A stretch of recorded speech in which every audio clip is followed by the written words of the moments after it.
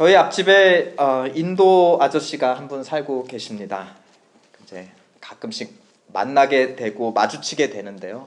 그때마다 느끼는 것, 참 다르다. 생김새도 그렇고 생각하시는 방식도 그렇고 저를 대하시는 방식도 참 다르시다. 저를 늘 내려다보시고 늘 가르쳐 주시고 늘 어떻게 하라고 지시해 주십니다. 제 집인데 꼭 그분의 집을 제가 관리하는 그런 하인 같은 느낌이 들 때가 있습니다. 네, 그렇게 하시다가 언젠가는 한번 집 안에까지 한번 들어오신 적이 있으세요. 그래서 제가 돌아보면서 신발 좀 벗어주시겠어요? 라고 이제 말을 하려는데 보니까 이미 신발을 벗고 계시더라고요. 그분하고 저는 굉장히 다른데도, 한국인하고 인도인이어서 서로 다른데도 또 서로 통하는 부분들이 있는 거예요. 그쵸? 집에 들어갈 때는 신발을 벗고 들어간다. 우리 아시아인이라는 어떤 인지상정, 그런 것이 있었음을 느꼈습니다. 우리 이민 생활에서 다른 인종들과 부딪히며 살아가고 때마다 우리와 참 다르구나 하는 것을 인식하며 살아갑니다. 그래도 그 순간순간에 인지상정을 느낄 때가 있죠. 사람은 그래도 다 똑같구나 하는 것을 느낄 때가 있습니다. 그래서 이민생활은 참 알다가도 모르겠고 또 모르겠다 싶은데도 또 가끔은 알겠다 싶을 그런 굉장히 헷갈리는 생활이 이민생활이 아닐까 싶습니다. 우리 사도 바울의 시대 때 유대인들은 굉장히 특이한 인종의 대명사였어요. 다들 저마다 자기의 조상신들을 섬기고 또 서로 인정하면서 어울려 사는데 유대인들만 유독 참신은 한 분뿐이다. 그리고 그 신은 자기의 신뿐이고 그 신은 자기 민족만 선택했다. 그러므로 우리는 선택받은 민족이다 하고 자랑하며 살아갔다는 것입니다. 그리고 선택받은 증거로 무엇을 자랑했습니까? 할례라는 전통을 자랑했다는 것이죠. 그런데 우리가 읽어온 로마서는 유대인과 이방인 사이의 차이뿐만 아니라 보다는 인지상정, 공통점에 주목을 해오고 있습니다. 그토록 달라서 서로 상종하기도 꺼려하는 유대인과 그 외의 다른 민족임에도 불구하고 이들을 묶어주는 하나의 연결고리가 있는데 그것을 1장부터 2장까지 계속 강조해오고 있습니다.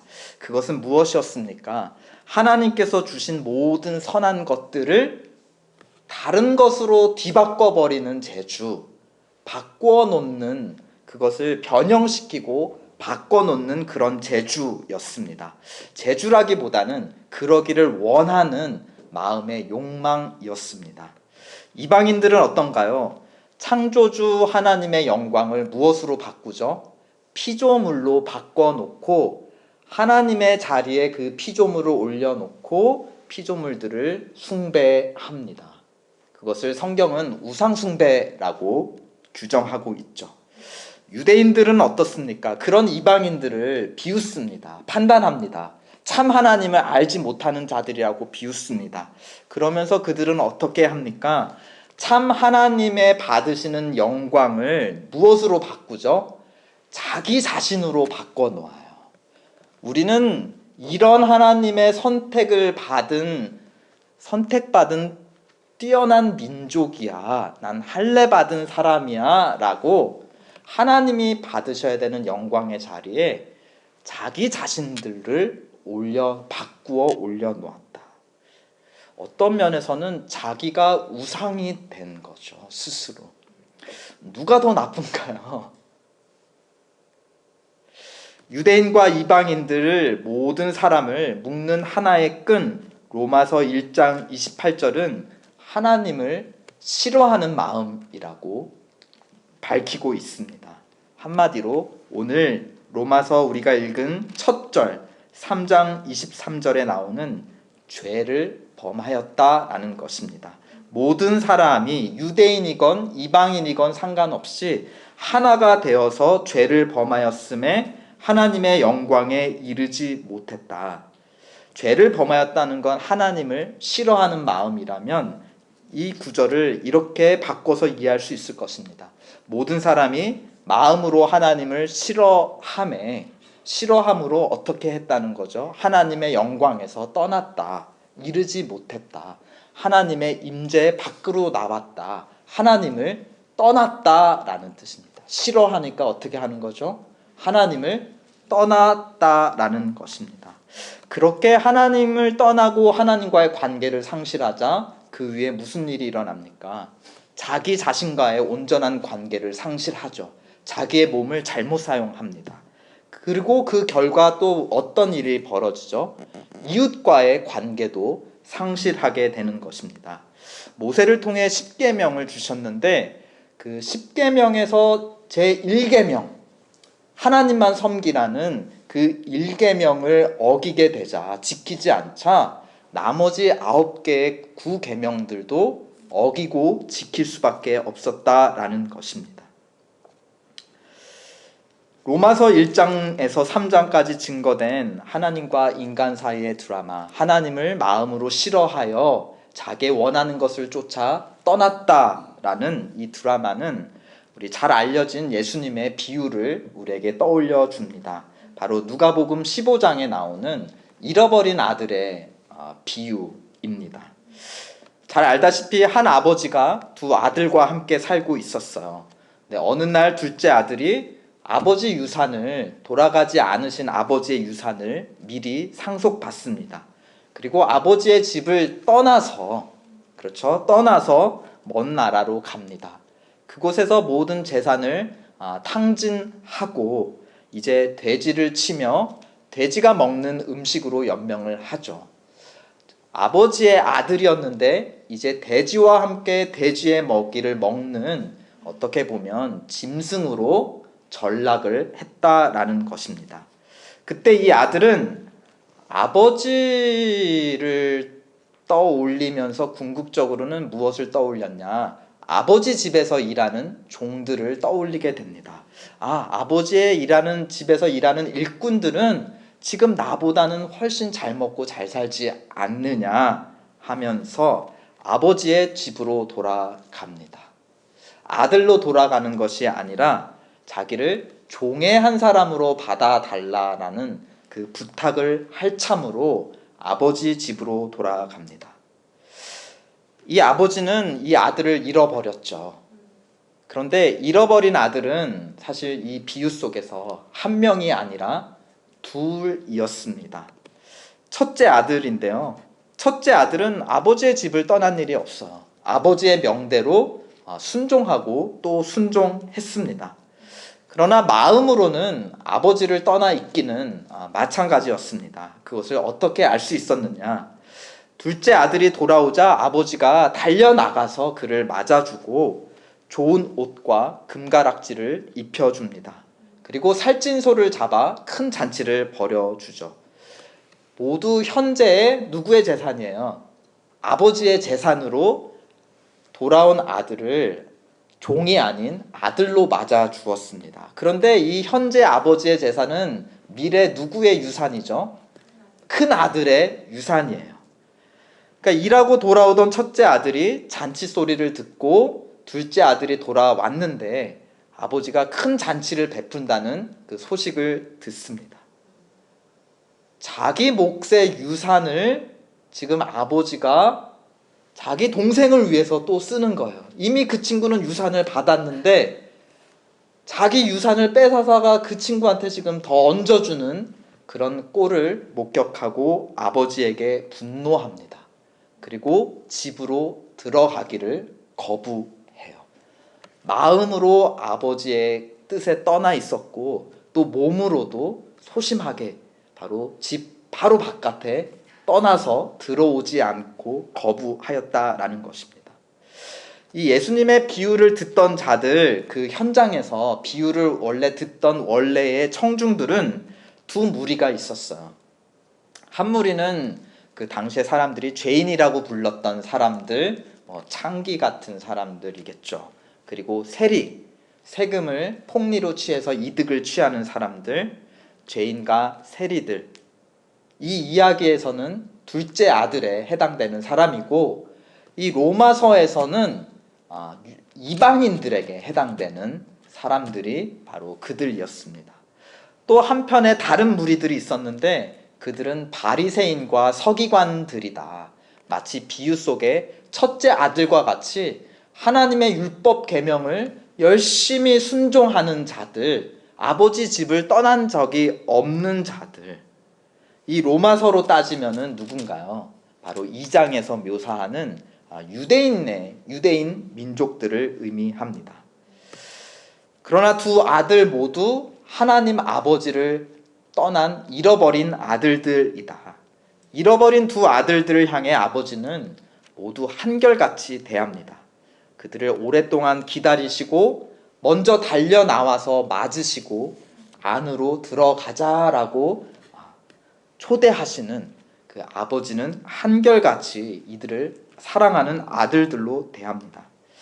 마찬가지로 이 로마서에서 자신을 떠난 모든 사람들, 특별히 유대인과 이방인 모두에게도 하나님 아버지는 그 비유 속의 아버지처럼 한결같이 이렇게 대하십니다. 24절 한번 다 함께 읽어보실까요? 시작. 그리스도 예수 안에 있는 속량으로 말미암아 하나님의 은혜로 값없이 의롭다 하심을 얻은 자 되었느니라. 먼저 하나님의 은혜로 값없이라는 표현을 우리 비유를 통해서 이렇게 이해해 볼 수 있습니다. 둘째 아들 입장에서는 아들이라 불릴 아무 자격이 없었고 아무 공로가 없었죠. 아무 신분 회복하는데, 아들로서 신분을 회복하는데 자기가 증명할 것도 기여할 것도 아무것도 없었습니다. 그는 그냥 아버지가 자기를 종으로 그냥 고용해 주기를, 그것만을 바라는 그런 입장이었죠. 그런 사람에게 아버지는 어떻게 하셨습니까? 좋은 옷을 입혀주시고 금가락지를 끼워주시고 살찐 송아지, 그 아들의 신분을 회복하는 데 필요한 모든 물품들을 아들에게 전적으로 주셨습니다. 아들 입장에서는 값없는 은혜, 선물을 받은 것이었죠. 그러나 아버지 입장에서는 값비싼 은혜를 베푸신 것이었습니다. 그렇다면 우리 현실 세계에서 하나님 아버지는 잃어버린 우리를 되찾기 위해서 어떤 값을 지불하셨는가? 어떤 은혜를 우리에게 베푸셨는가? 바로 24절 우리가 읽은 그 구절에 무엇을 내놓으셨다 하셨습니까? 그리스도 예수 안에 있는 속량, 하나님의 값없는 은혜는 바로 예수를 내어주시는 하나님의 값 지불을 통해 우리에게 주어졌다라는 것입니다. 그리스도 예수 안에 있는 속량이다. 종이 되었던, 죄의 종이 되었던 우리, 정죄의 죄 노예가 되었던 우리를 어떻게 하나님의 영광된 아들로 회복시켜 주셨는가? 바로 25절에 더 구체적으로 증거하고 있습니다. 이 예수를 하나님이 그의 피로써 믿음으로 말미암는 무엇으로 세우셨다 하셨습니까? 화목 제물로 세우셨다. 지금 이 누가복음 15장에서 비유를 이야기하고 계시는 분, 죄인과 세리들, 또 한쪽으로는 유대인의 대표들, 바리새인들에게 이 비유 이야기를 들려주고 계시는 예수 그리스도, 하나님의 참된 아들 그 자신이 우리의 화목 제물이 되셨다라는 것입니다. 근데 비유 속 첫째 아들과 굉장히 다르신 분이죠. 비유 속 첫째 아들은 자기가 보상받을 것을 바라며 그것을 탕진하는 아버지를 미워하였습니다. 그러나 이 하나님의 진리 속의 첫째 아들 대신 예수 그리스도는 잃어버린 우리와 아버지가 다시 화목할 수 있도록 자기 자신을 희생하시고 내어주셨다라는 것입니다. 그런 하나님의 전적인 은혜의 결과가 무엇입니까? 24절에 보면 그 결과로 값없이 의롭다 하심을 얻었다. 또 26절에 예수 믿는 자를 의롭다 하려 하심이라. 여기서 의롭다 한다는 것은 무슨 뜻일까요? 아까 그 비유의 이야기에 비추어 보면, 그렇죠, 잃어버렸다 다시 돌아온 그 사람을 무엇으로 맞아주신 것입니까? 다시 아들로 맞아주신 것입니다. 이 아들은 잃어버렸다가 내가 다시 얻은 것이다. 금가락지를 끼워주신 것, 자기의 재산을 들여 잔치를 베풀어 주신 것, 모든 사람들 앞에서 내 아들임을 공표하기 위한 하나님의 은혜였습니다. 그 은혜의 결과로 돌아온 둘째 아들은 다시 아들의 지위를 회복할 수 있었죠. 여기서 그러므로 의롭다라는 것은 하나님과의 관계적인 용어, 하나님 앞에 다시 아들로 인정을 받았다라는 것입니다. 그런데 26절에 보면 또한 예수 믿는 자를 의롭다 하려 하심이라 하면서 또한이라고 표현한 것은 그 앞에 하나님의 전적인 은혜로 먼저 되어지는 것이 있고 또 그 결과로서 예수를 믿는 자가 하나님의 아들로 의롭다 인정받는다는 것이죠. 앞에 먼저 어떤 결과가 있었다는 것입니까? 26절을 보면 곧 이때에 예수 그리스도께서 십자가에 화목제물로 죽으셨을 때에 먼저 나타난 것이 무엇입니까? 자기의 의로움을 나타내사 자기도 먼저 의로우시고 그러므로 말미암아 또한 예수 믿는 자를 의롭다 한다 하셨습니다. 무슨 말이죠? 아버지가 먼저 계셔야 아들이 존재하는 것이죠. 그렇지 않으면 우리는 아버지 없는 영원한 고아이고 사생아입니다. 아버지가 그곳에 그 집에 그대로 아버지로서 머물러 계셨어야지 우리가 돌아갈 집이 있는 것입니다. 그렇지 않으면 우리는 영원한 떠돌이고 미아일 수밖에 없는 것이죠.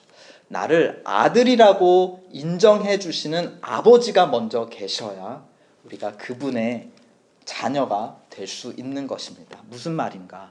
하나님은 우리의 아버지 되시기를 어떻게 하셨다는 거죠? 포기하지 않으시고 그 자리에 아버지로서 계셨다. 그리고 우리에게 그의 참 아들, 첫째 아들 예수 그리스도를 보내셔서 우리를 다시금 하나님의 집으로 데리고 오셨다라는 것입니다. 그런 점에서 오늘 본문은 예수님이 행하신 일보다는 예수님을 우리에게 보내신, 화목제물로 보내신 아버지의 행위를 조금 더 적극적으로 강조하고 있습니다. 25절에 보면 하나님께서 우리를 다시 아들로, 자녀로 찾아오시기 위해서 어떤 일들을 행하셨다라고 기록되어 있습니까?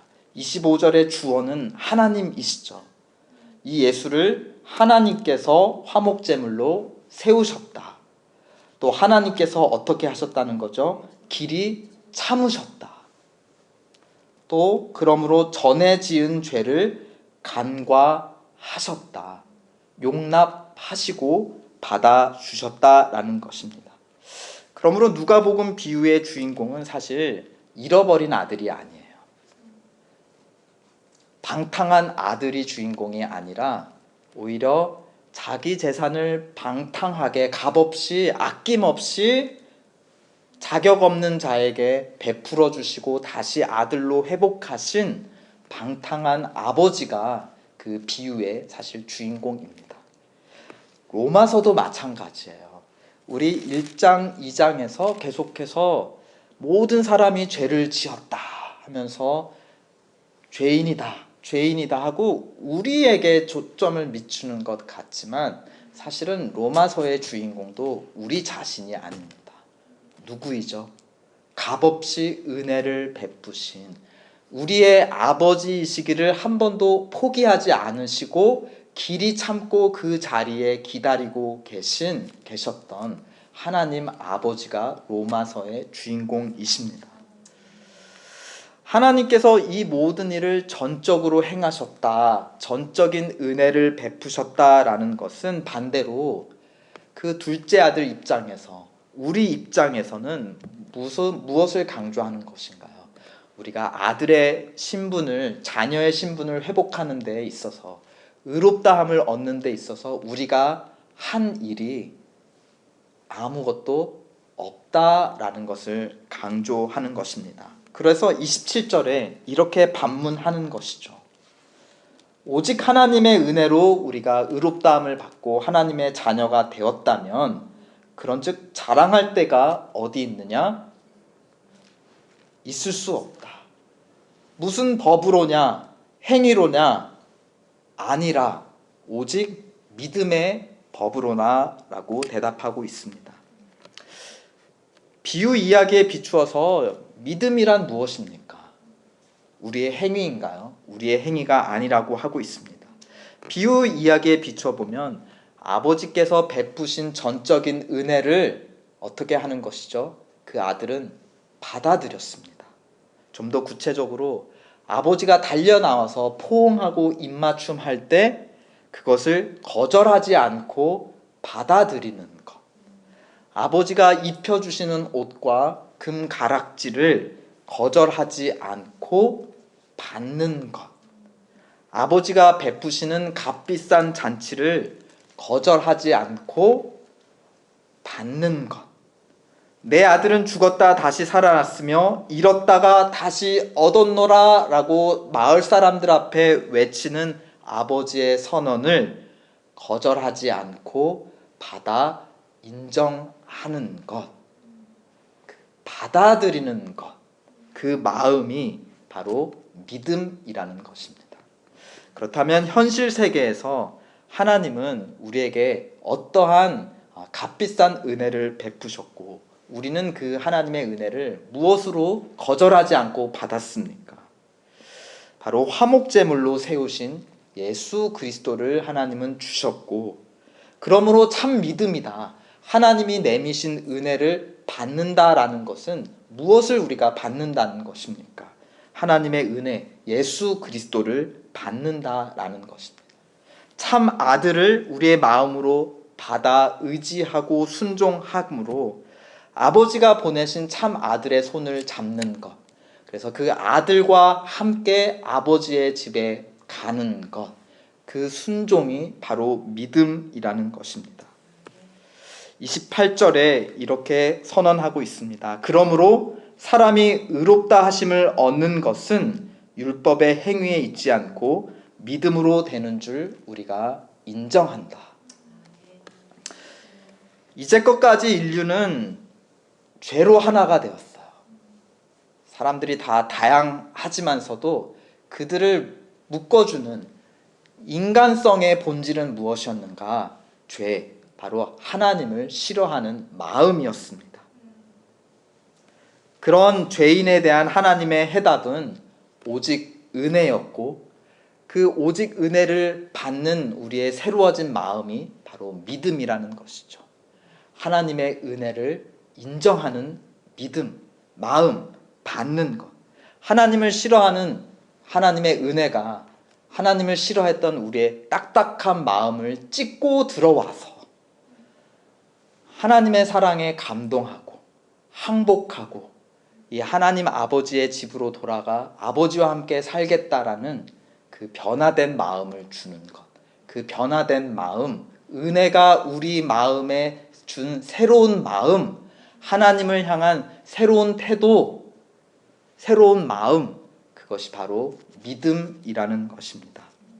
그러므로 죄로 하나 되었던 사람들을 이제 하나님은 다른 무엇으로 하나 되는, 새로운 것으로 하나 되는 새 인류를 창조하시는 것입니다.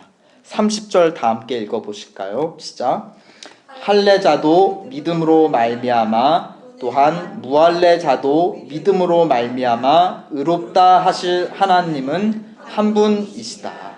할례자도, 유대인도, 무할례자도, 이방인도 이전에는 다 죄로 하나가 되었, 하나님을 싫어하는 마음으로 하나 되었던 자들이었다면 이제는 하나님을 믿는 자들로 하나 되게 하시는 것, 그것이 예수 그리스도를 통해 하나님께서 우리에게 베푸신 전적인 은혜라는 것입니다. 그런 점에서 믿음은 또 할례와 굉장히 비슷합니다. 하나님의 자녀된 자격을 입증하는 겉에 붙인 상표, 라벨이 유대인들에게는 할례였죠. 그런데 할례는 순종의 시작이었습니다. 할례가 끝이 아니라 먼저 자녀된 자격을 은혜로 먼저 받고 그 다음에 자녀된 자격을 삶을 통해 순종으로 증명해 나가는 것이었죠. 믿음도 마찬가지입니다. 하나님의 전적인 은혜로 그것을 믿음으로 받아 하나님의 자녀가 되었어요. 거기서 끝인가요? 이제 아버지의 집으로 다시 돌아갔잖아요. 이제 아버지와 새로운 관계로 아버지와 함께 사는 새로운 삶이 이제 막 시작된 것입니다. 그러므로 더 깊이 감추어진 마음의 할례, 믿음이라는 마음의 할례는 무엇을 통해서 드러나야 하는 것인가요? 바로 아버지를 사랑하는 그 순종의 행위를 통해 우리의 자녀된 것, 마음의 믿음의 할례가 드러나야 하는 것입니다. 하나님의 자녀가 되었다면 이제 하나님의 자녀로 새로운 삶을 살아가야 하는 것입니다. 바로 31절의 말씀의 뜻입니다. 다 함께 읽어보실까요? 시작. 그런즉 우리가 믿음으로 말미암아 율법을 파괴하느냐? 그럴 수 없느니라. 도리어 율법을 굳게 세우느니라. 오직 믿음으로 하나님의 은혜를 받은 자, 하나님을 싫어하는 딱딱한 고집의 마음에 성령께서 상처를 내시고 들어오신 사람, 오직 믿음으로 의롭게 된 자만이 하나님의 율법을 굳게 세울 수 있다. 하나님을 사랑하는 자가 하나님의 법도를 순종하고 이뤄나갈 수 있다라는 것입니다. 우리가 무엇을 행해야 할까요? 그러면 바로 아버지를 사랑하고 닮아가는 것입니다. 하나님의 율법은 하나님을 닮았습니다. 하나님을 사랑하는 원리입니다. 그러므로 우리에게 주어진 하나님의 법도가 무엇이든지 간에 그 목적은 하나님 아버지를 닮은 자녀로 변화되어져 가는 것입니다. 그렇다면 하나님은 어떠한 분이신가를 우리는 알아야 될 텐데요. 이미 이 로마서를 통해서 우리에게 하나님은 당신이 어떠한 모습이신지, 무엇을 행하시는지를 이미 우리에게 밝혀주셨습니다. 다시 한번 25절을 보시면 무엇으로 우리를 되찾아 오셨습니까? 하나님은 그것을 위해서 무엇을 행하셨습니까? 무엇으로 자기의 의로움을 입증하셨고 또 예수 믿는 자를 의롭게 해주셨습니까? 하나님의 행하신 일들을 주목해 보시죠. 먼저 길이 참으셨다. 우리를 향해 길이 참으셨다. 또 전에 지은 죄를 용납해 주셨다. 그리고 자기에게 가장 소중한 아들 예수를 내어주셨다. 어떻게 보면 자기 자신을 내어주셨다. 그러므로 마음의 할례를 받은 자, 즉 믿음을 받은 자, 믿음으로 하나님의 자녀가 된 자에게는 무엇이 몸으로 드러나는가? 무엇이 삶으로 드러나는가? 그 믿음, 보이지 않는 믿음은 상대를 향한 오래 참는 모습으로 드러납니다. 또 자기에게 상처를 주는 사람을 향한 용납을 향해 드러납니다.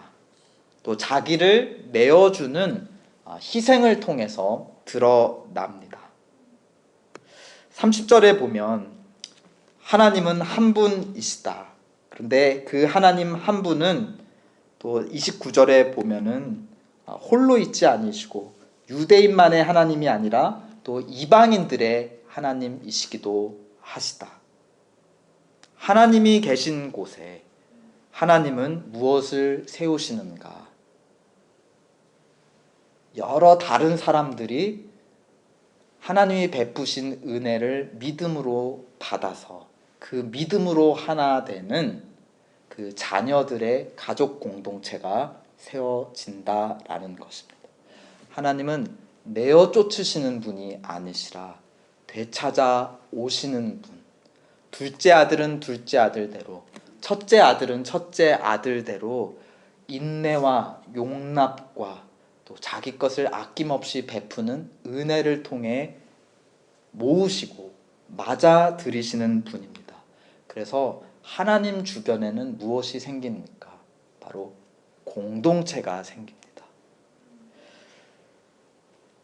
그러므로 하나님을 믿고 하나님의 자녀된 자, 하나님 아버지께 순종하는 자, 아버지처럼 행하는 자 주변에도 무엇이 생기는 것이죠? 바로 공동체가 생깁니다. 믿음이 좋다라는 것, 다른 말로 하면 관계가 좋다. 그 주변에 하나님을 믿는 자들의 공동체가 세워져 나간다라는 것입니다.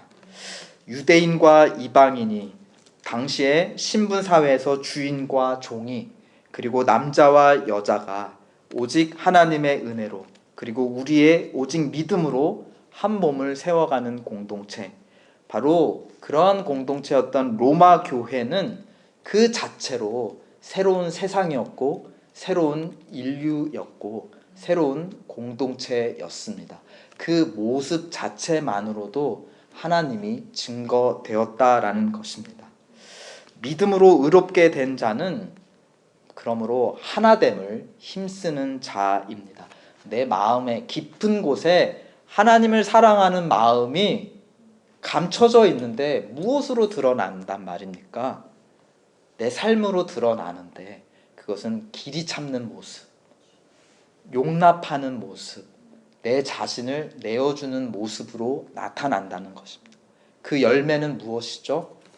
바로 하나님을 아버지라고 부르는 유대인과 이방인들이, 종과 주인들이, 여자와 남자들이 함께 어우러지는 바로 하나님의 공동체가 세워집니다.